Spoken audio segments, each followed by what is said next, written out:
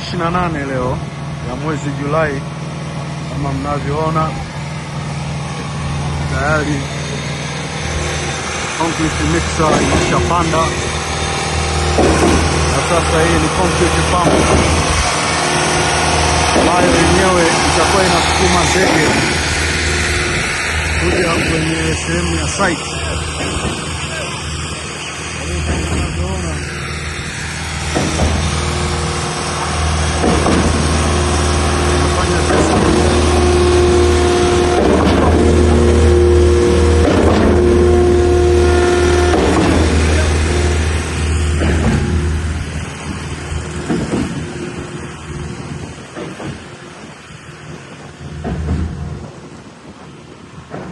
Kazi inaendelea, kazi iliyofanyika kama mnaona, column starter hizo zimeshapanda na kuanzia kesho wanafunga sasa boksi zake kwa ajili ya kuanza kumwaga zege.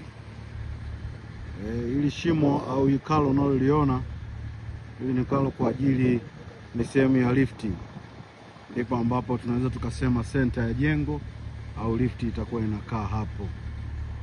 Column starter kama hizo zinavyoonekana, jengo letu lina column starter karibia 32 na sasa ziko tayari. Kesho ni kazi ya kuendelea sasa kuzijengea box na kuendelea kuzimwaga.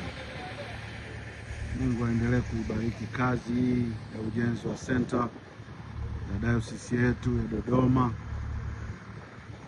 na Mungu aendelee kuwabariki washirika kwa jinsi ambavyo wanaendelea kutoa kwa ajili ya kazi hii ya Mungu.